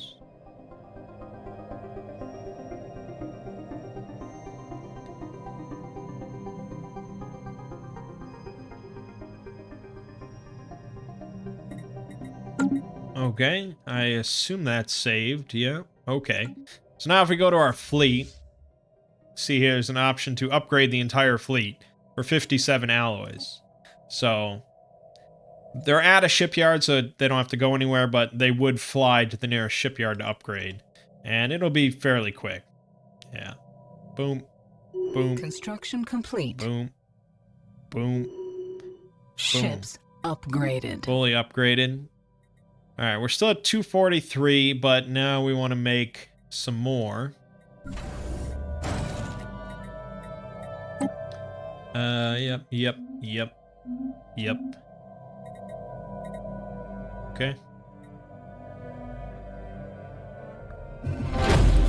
A strange phenomenon deep in the core of Redatha 1A has resulted in a lot of minerals and chemicals fusing and reacting together to form very rare heavy elements. The constant tectonic activity has pushed most of those to the surface. With proper equipment, this could provide a good addition to our mining efforts. Remarkable. Basically add one alloy to the moon or planet. So we'd actually mine an alloy every month. That's nice. And we get 110 minerals, 150 unity. Or we could do the same thing, but adding a volatile mote instead. Yeah, we're going to go with the alloy, because that's immediately beneficial. We also have this. Some weeks have passed since the scientists on Guher 2 landed and tried to decipher what the hieroglyphics mean, or who could have made them. Discouraged by the time already wasted on the planet, the team is at a loss and declared the mission a failure. They packed up the excavation site and began to board the ship ready to leave. Gibby Yummy gave the order to leave the planet and began to ascend into orbit, but as they were ascending, the science team noticed the very glyph their vessel had been landed on for weeks was glowing very faintly orange, whilst the others were not. Curious. I was worried there for a moment. Alright, the space-borne lifeforms, which we call Tayanki, are docile creatures. Capable of accessing some lower dimension of subspace, they roam from system to system with remarkable ease. They graze on gases common to the upper layers of many gas giants. It is highly unlikely, to say the least, that this is their only food source, but intake of other nutrients is yet to be observed. They will not attack unless provoked. They can safely be ignored. Hunting them would be a net loss anyway, which we could, because we have the Gestalt consciousness ethic. If you have a more militaristic thing, xenophobe thing, yeah, you could fucking hunt them down. But this gives us the frequency tuning option and 26 influence. An alien empire is reaching out to us. It's really not, though. None of the things we found are actually empires. They're just species out there. So, we actually do overpower these right now. We could kill them, but... yeah, I mean, there are benefits, I think. But I'm not really about that life, man. Besides, we're going to be killing these drones. We're up to 293, so we have passed this, but the more we pass it, the less losses we're going to have. Alright, good. Climate control network. This lets us clear massive glaciers on planets. Hydroponics farming. Genome mapping to increase pop growth speed. Or energy siphoning, which we just got with frequency tuning.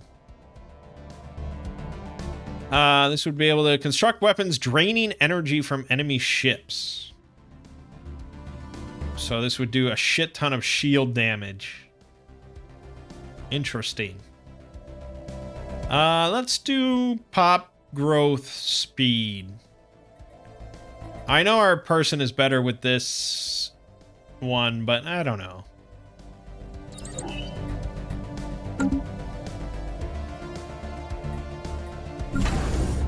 Yeah, so our alloys are pretty slow.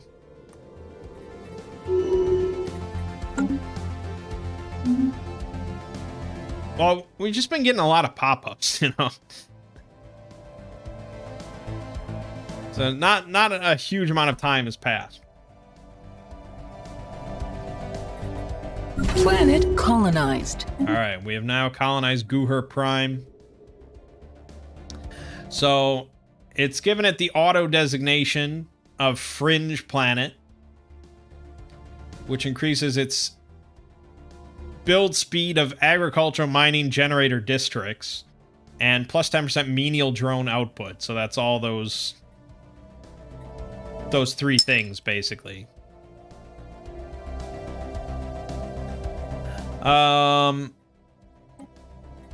we could set it to be a little bit more specific if we wanted. So it's not a massive planet.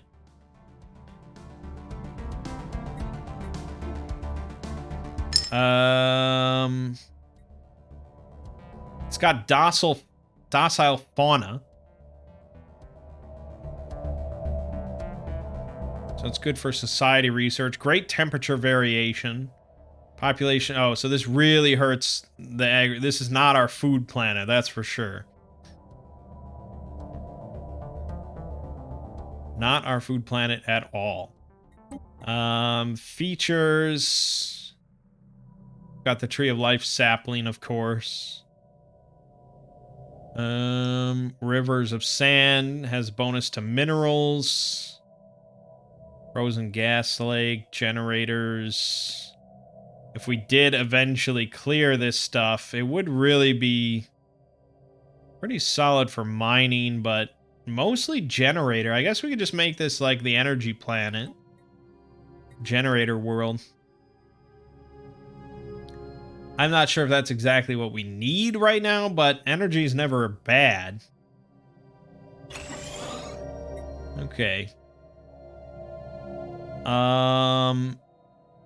With that in mind, we could just turn on automation and not worry about it too much. But we do have to increase the stockpile of stuff for automation. So you can throw energy credits or minerals in there. We'll just throw 1,000 energy in and not think about it.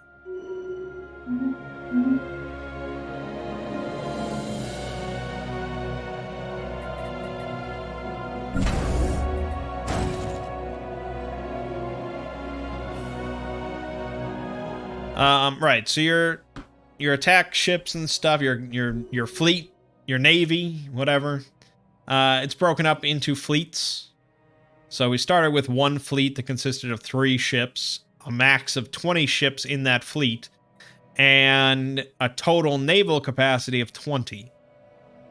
So we can have up to 20 ships spread out over however many fleets we want. So now we're up to 8. 335 combat power, or military power. It's not a huge advantage. I still would probably rather wait a little bit. Although we could assign an actual admiral.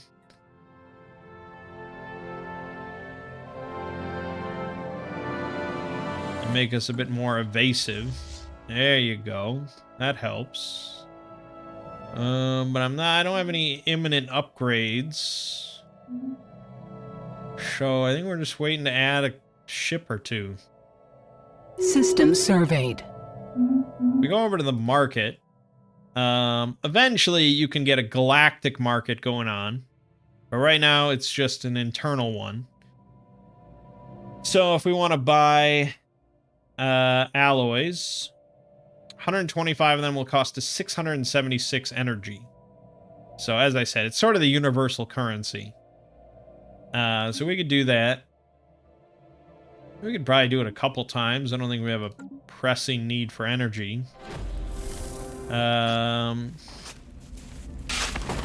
Gibby Yummy halted the ascent and began once again to descend, and the mist became a stronger shade of orange the closer the vessel got to it. Puzzled by this development, they decided to do a lap of the planet, flying over every glyph at low altitude, watching them light up as they passed. Eventually, all of the glyphs were lit and remained lit, but the crew is still none the wiser as to what this meant and decided to land once again back at the excavation site, where on the surface it was hard to tell that it was glowing orange at all. Curious. Alright, let's make a couple more Corvettes. 3 more Corvettes. Let's spend all the alloys. I want to wipe these drones out once and for all.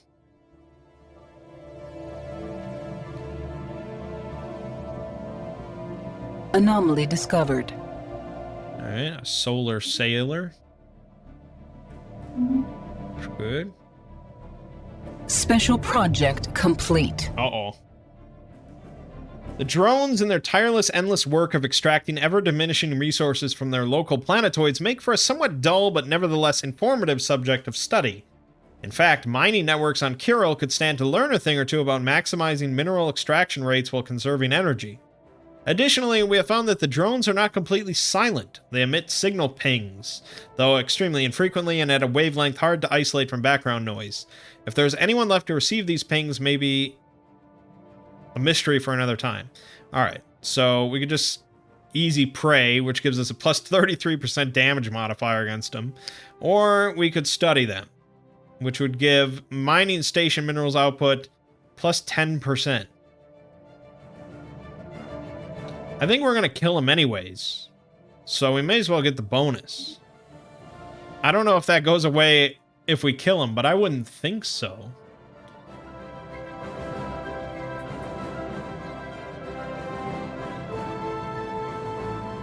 Alright, we're up to 449. Oh yeah, we're going to crush him. We're going to crush him. We've discovered an abandoned solar sail ship in orbit around Radathi 9. The sublight vessel was built by an unknown culture and appears to be several thousand years old. One of the massive sails has a large tear where some kind of object passed through, most likely a meteoroid, which appears to have disabled the vessel.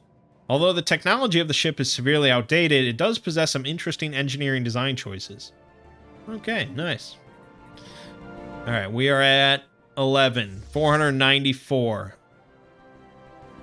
Let's myrtleize them.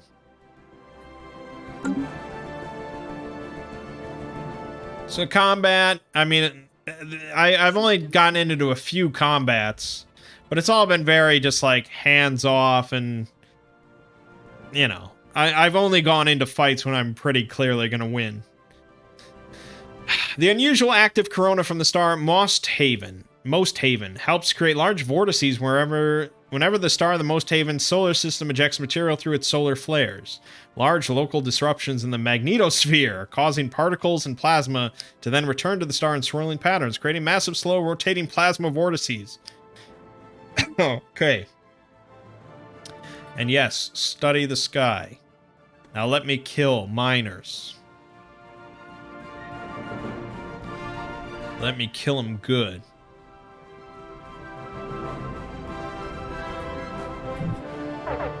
Oh, there we go. Here they go. Engaging hostile. Boom, boom, boom, boom, boom, boom. Look at how beautiful it is. chaotic.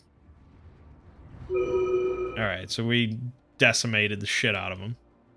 We lost one ship in the process. There were only 3 of them, so they were not super easy. But yeah, we got them. We're down to 10.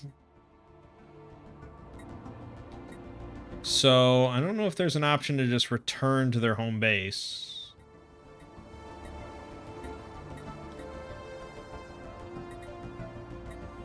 Doesn't look like it. Oh, there it is. Okay, good. There's always an option somewhere. Alright, and then there's the debris from our fight. So we actually can send in a research ship.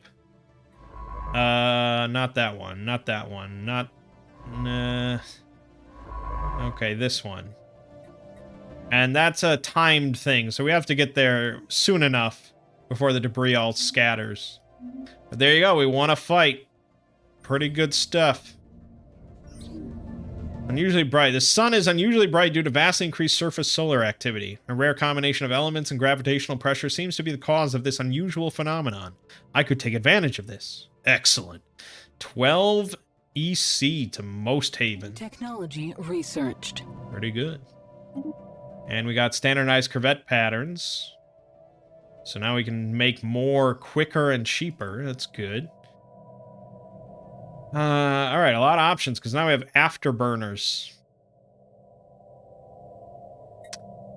As a sort of guaranteed one, we can choose. 0G refineries, increase output of mining stations, 10%. It's pretty good. Powered exoskeletons, increase mineral output from workers, and armor army damage. And then coil guns, if we want more new weapons. Probably 0G refineries is pretty good. Alright, once I get this debris, we will end the video. Well, that's the cutoff point. New tradition. Let's reduce starbase upkeep. Perfect.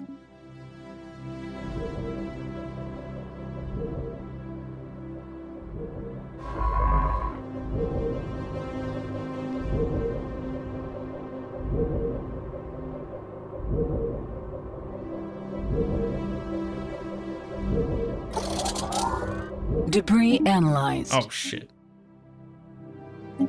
Alright. So we got plus 20% progress on mining drone lasers, plus 10 progress on fusion power, plus 10 on ion thrusters, and then 60 points of physics and engineering research. So those are the spoils, I guess, that we got. Research progress and stuff. But that's good. I mean, research is vital.